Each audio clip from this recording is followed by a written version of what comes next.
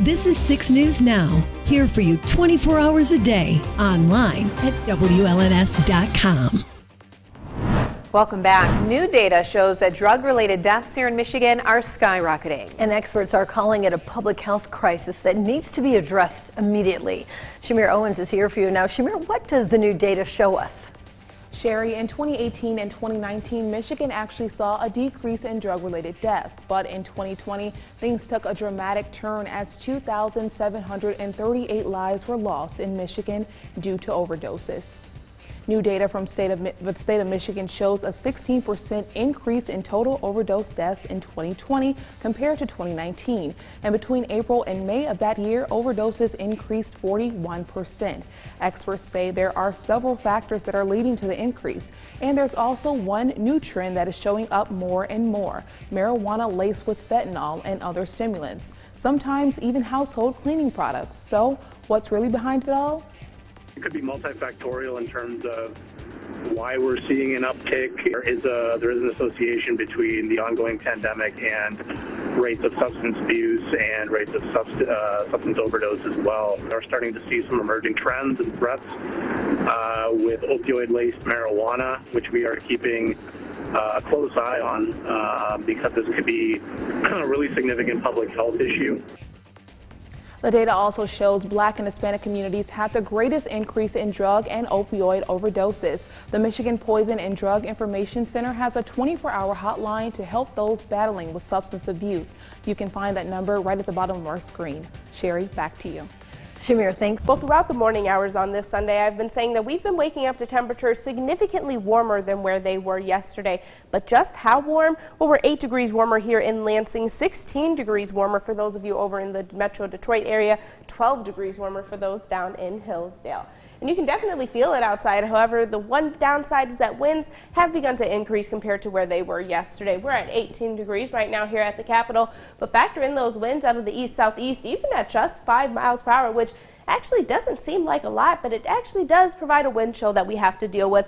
Our feels like temperature down to 11 degrees here in the Lansing area. Some widespread cloud cover when we take a look at our Grand Ledge camera this Sunday morning. 17 degrees for your current temperature here. No sustained winds throughout the morning hours thus far over in the Grand Ledge area, but they did gust up to 10 miles per hour earlier this morning. In Hillsdale, more of the same conditions. Again, some roads do still have some light trace amounts of snow accumulations on them, and with temperatures still below freezing, especially in Hillsdale at 16 degrees, there are a possibility for some slick spots to still pop up in and around those roads. Maximum winds in Hillsdale topped out at 7 miles per hour thus far. In Jackson, more of the same conditions here. We're sitting right at that 15-degree mark.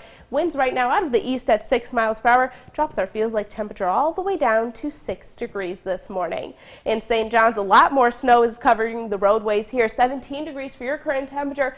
Maximum winds thus far have already gusted up to 12 miles per hour. Now, the good news is that we move throughout the rest of the day today. The weather is still going to remain fairly quiet for us here in mid-Michigan. Most of this activity off to our north will stay up there. We will just have to deal with some widespread, very dense cloud cover as we move throughout the rest of the day today, but not to worry. Still a chance to see a couple of peaks of sunshine during the day. We'll put precision cast into play, but again, there's not much to really talk about. We're just going to be dodging in and out between the partly cloudy to mostly cloudy conditions, not only for the day today, but also as we move throughout the day tomorrow, and even for the first half of the day on Tuesday as well. Tuesday afternoon is a little bit of a different story. That's when a low pressure system is going to move in, providing us the chance to see a couple of scattered rain showers in the area. Now, temperature-wise, as we move throughout the day today, we are looking at high temperatures to top out all the way in those upper 20-degree range with some relatively light winds. So there will be a slight wind chill that we will have to deal with, but it's not going to provide a significant difference between our actual temperature and our feels like temperature, thankfully.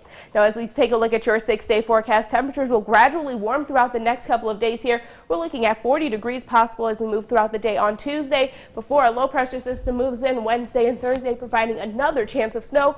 Can't talk about timing or snowfall accumulations just quite yet, but on Monday we will have more information for you on that. But take a look at those temperatures. That 40-degree temperature is going to be relatively short-lived for our region.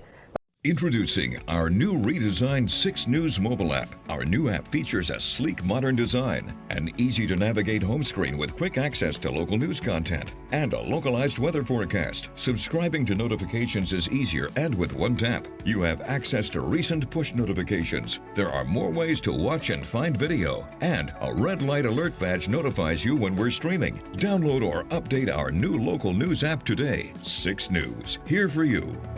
I'm Siobhan Klipfer, and if you're looking for a different kind of lunch break, check out the Daily Digital Debrief every weekday here for you at 12:30 on WLNS.com and on the 6 News app. It's a little bit of news, a little bit of weather, and a little bit extra. I guess I kind of wish they were giving us this choice, just because we are the students, we are paying for our education, we should be able to be in an environment we're able to succeed and do our best in. Katarina Keeley has been an MSU student for 3 years.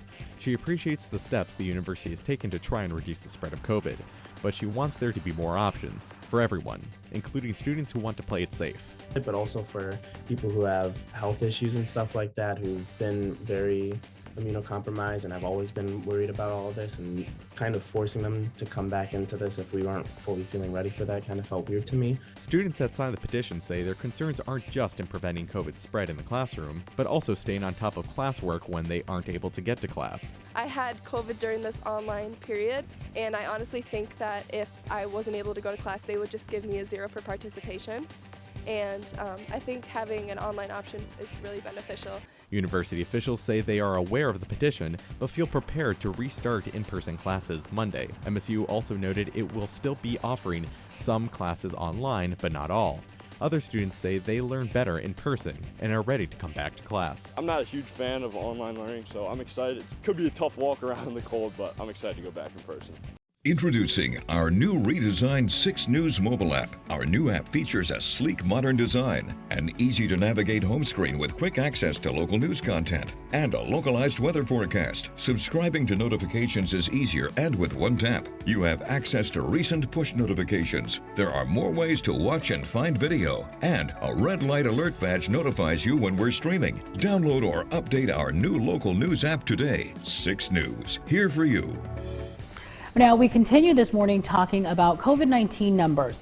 Now, right now, they're no longer rising, but they're still at an all-time high, and the state recorded more than 26,000 new cases over the past 2 days, which is about 13,000 cases each day. Now, in addition, they also reported 52 new deaths over the last 48 hours, and another 121 were found during a vital records review. Now, at this rate, the state will have more than likely pass 2 million cases by next week and about 30,000 deaths by the end of next month.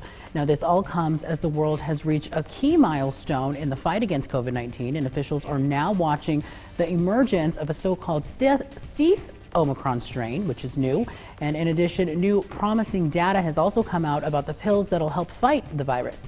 Here for you now this morning is Dania Bacchus from Los Angeles. Public health experts are keeping a close eye on a new version of the Omicron variant currently driving outbreaks in the UK. We have not seen data that this is a more pathogenic or more virulent variant. And so I think the key here, we need to be able to watch it. It's really important to monitor what's happening. In LA County, hospitalizations fueled by the Omicron variant appear to be easing, but hospitalizations and deaths remain high across Southern California. Pediatricians are Introducing our new redesigned 6 News mobile app. Our new app features a sleek, modern design, an easy-to-navigate home screen with quick access to local news content, and a localized weather forecast. Subscribing to notifications is easier and with one tap. You have access to recent push notifications. There are more ways to watch and find video, and a red light alert badge notifies you when we're streaming. Download or update our new local news app today. 6 News, here for you. I'm Siobhan Klipfer, and if you're looking for a different kind of lunch break, check out the Daily Digital Debrief every weekday here for you at 12:30 on WLNS.com and on the 6 News app. It's a little bit of news, a little bit of weather, and a little bit extra. We'll see you then. Several hundred thrill seekers gathered near Jackson for a polar plunge benefiting Special Olympic athletes around the state. 6 News reporter Josh Sanchez is here for you now with why some plungers say they made the leap. It takes a special person to jump into freezing water, but today's Polar Plunge in Jackson is one of 24 taking place around the state this weekend, all benefiting Special Olympics Michigan. It's awesome to be able to do this again. We've had a big response, big turnout this year. For more than 10 years, Jason Duncan has been organizing events for Special Olympics Michigan, like today's Polar Plunge. He says that last year's event had to be virtual because of COVID-19 concerns. But this year, him and his team are welcoming back the public and have seen a lot more donations because of it. Last year we were able to do it. We had about 200 plungers and raised about $35,000. Right now we got about 250 plungers and we've raised close to $40,000. And our goal was 35, so we went past that and hopefully we'll get up to about 45 by the time we're done. The crowd was filled with people of all ages, with experienced plungers and first-timers, like Kaylee Shepard, who was jumping with family. Some friends of mine have done it, and I know it's for a great cause, so I figured I should just join in. I feel a little bit better that there's so many people, but I'm still kind of nervous because it's freezing out. Others are glad to continue a tradition of giving back. Jesse Meston and his friend Benjamin Lee were diving into the spirit by dressing up for their 5th year. We like to do stupid things. Yeah. You know, we've been doing that as long as we've known each other. So we decided why not go jump in the cold to add to that. We have friends whose kids participate in the Special Olympics, so raising money for the Special Olympics in Michigan is awesome. Now, if you want to take the plunge for a good cause, you have one more chance over in Lansing at Jackson Field on Sunday. Here for you in Clark Lake, Josh Sanchez, 6 News. This is 6 News Now. We will begin in 60 seconds.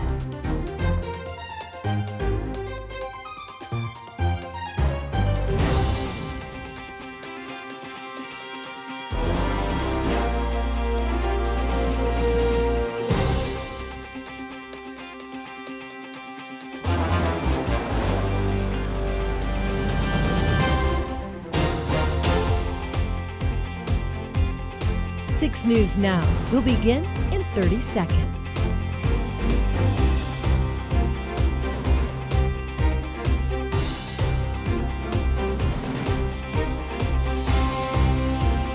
Don't go anywhere. 6 News Now will begin shortly.